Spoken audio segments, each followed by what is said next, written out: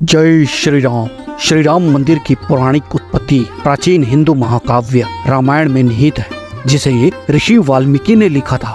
यह दिव्य कथा भगवान विष्णु के अवतार भगवान राम के जीवन को दर्शाती है। प्रभु का जन्म अयोध्या में राजा दशरथ और रानी कौशल्या के घर हुआ था। लंका के युद्ध के साथ जहां प्रभु राम ने राक्षस राज रावण पर विजय प्राप्त कर अयोध्या वापसी की, बस वहीं से राम राज्य की शुरुआत होती है, जो वो कर्तव्य, धार्मिकता और बुराई पर अच्छाई की जीत का प्रतीक है। हिंदू परंपरा के केंद्र में अयोध्या एक पवित्र स्थान और भगवान राम की दिव्य जन्मभूमि है, जिसका गहरा महत्व है। यह हिंदुओं के बीच भावनात्मक और आध्यात्मिक बंधन से बंधी नगरी है। सटीकता से पहचाने जाने पर यह पवित्र स्थान एक ऐतिहासिक और धार्मिक गाथा का केंद्र बन गया। शनै शनै समय बीता और एक विवाद मुगल काल के दौरान सामने आया, क्योंकि 16वीं शताब्दी में मीर बाकी द्वारा बनवाई गई बाबरी मस्जिद उस भूमि पर खड़ी कर दी गई, जिसे हिंदू प्रभु राम के जन्म स्थान के रूप में पूजा जाता था। सदियों से इस पूजनीय जन्मभूमि पर परस्पर विरोधी दावे होते रहे हैं, जिससे तनाव पैदा होता रहा। मंदिर मस्जिद के उपजे इस विवाद से इतिहास, आस्था और पहचान एक जटिल दावों में फंस कर रह गई। अयोध्या की जन्मभूमि के आसपास की कहानी इतिहास के पन्नों के माध्यम से सामने आती है। 1611 में अंग्रेजी यात्री विलियम फिंच के वृत्तांत में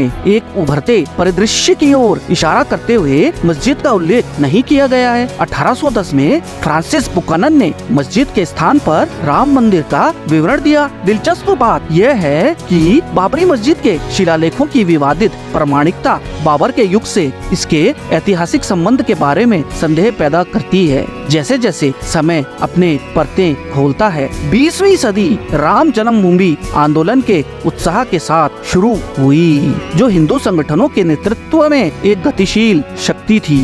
1980 के दशक में संबंधित समूहों ने एक भव्य राम मंदिर के लिए जन्मभूमि के पुनरुद्धार का समर्थन किया, तो मानो हिंदुओं में नए प्राण फूंक दिए गए हों। चारों दिशाओं में जय श्री राम का नारा पूरे देश में गूंज उठा। राम जन्मभूमि आंदोलन का चरमोत्कर्ष 6 दिसंबर 1992 को सामने आया, जब बड़ी संख्या में भीड़ अयोध्या के विवादित स्थल पर एकत्र हो गई। तनाव बढ़ गया, जिसकी परिणति बाबरी मस्जिद को वहन करनी थी। अब अयोध्या में विवादित स्थल के स्वामित्व और स्थिति को उलझा दिया गया।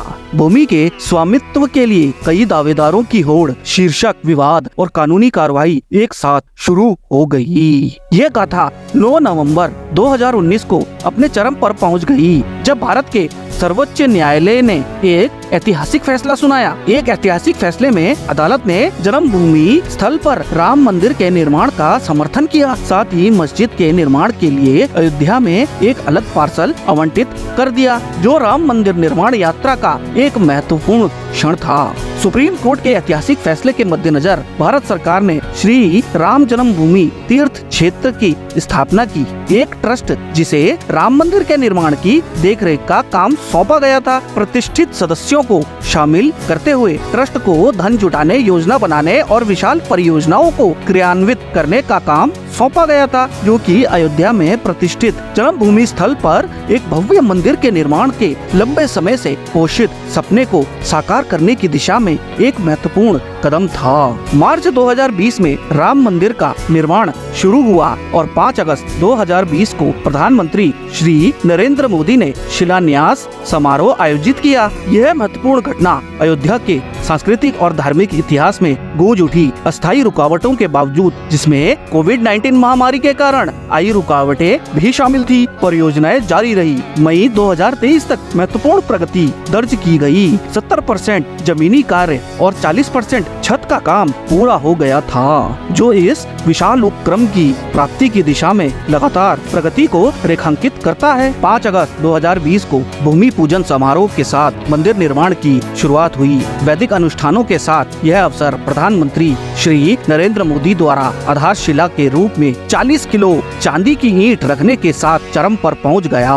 3 दिनों के धार्मिक अनुष्ठानों और प्रार्थनाओं से यह आयोजन गहन आध्यात्मिक महत्व से गूंज उठा। अगस्त 2021 में चल रहे राम मंदिर निर्माण के लिए एक सार्वजनिक दर्शन स्थल की स्थापना की गई थी। निरंतर प्रगति में मलबा हटाना और नींव का काम शामिल था। विशेष रूप से जनवरी 2023 में नेपाल से 2 प्राचीन शालिग्राम चट्टानें लाई गई, जो कि 60 मिलियन वर्ष पुरानी थी, 14 टन व 26 टन वजनी थी। इनका उपयोग रामलला की मूर्ति को तराशने में किया गया था। प्राण प्रतिष्ठा समारोह की तैयारियां जोरों पर थी। उत्तर प्रदेश सरकार ने 826 निकायों में धार्मिक आयोजनों को शामिल करते हुए रामोत्सव के लिए 100 करोड़ आवंटित कर दिए हैं। प्रधानमंत्री नरेंद्र मोदी और उद्योगपतियों, वैज्ञानिकों, अभिनेताओं, सेना अधिकारियों, आध्यात्मिक नेताओं और पुरस्कार विजेताओं की एक विविध विशेष व्यक्तित्वों को अतिथि सूची में शामिल कर इस महत्वपूर्ण अभिषेक समारोह में भाग लेने के लिए आमंत्रित किया गया है। मंदिर ट्रस्ट ने एक व्यापक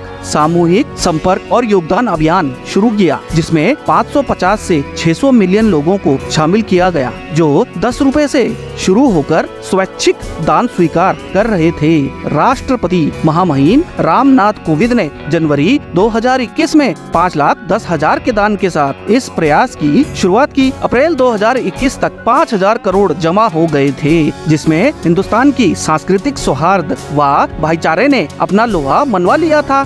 जब सिख, मुस्लिम और ईसाई आदि कई समुदायों ने इस योगदान में बढ़ चढ़कर भाग लिया। महत्वपूर्ण उत्खनन में भारतीय पुरातत्व सर्वेक्षण ने अयोध्या स्थल की 2 बार जांच की। 1978-79 में श्री बीबी लाल की टीम ने एक हिंदू मंदिर से बने 12 मस्जिद स्तंभों का पता लगाया, जो पूर्ण कलश प्रतीकों से सुसज्जित थे और टेराकोटा की मूर्तियों में जानवरों और मनुष्यों को दर्शाया गया था, जो मंदिर की विशेषताओं का संकेत देते थे। 2023 की खुदाई में 50 से अधिक खंबे मिले, जिससे मस्जिद के नीचे एक मंदिर प्रणाली का पता चला। प्रणाली, शिखर और 263 टेराकोटा टुकड़े देवताओं और मनुष्यों को चित्रित करते हुए मंदिर के अस्तित्व की पुष्टि करते हैं। एक शिलालेख विष्णुहरि शिला फलक में हिंदू मंदिर के ऐतिहासिक पद चिन्हों को दर्शाया गया था। 22 जनवरी 2024 गर्भगृह में भगवान राम की मूर्ति के प्राण प्रतिष्ठा समारोह का नेतृत्व श्री राम जन्मभूमि तीर्थ क्षेत्र ट्रस्ट के महासचिव चंपत राय पर है। आस्था, लचीलेपन और भगवान राम की स्थायी विरासत का प्रतीक है। जय श्री राम।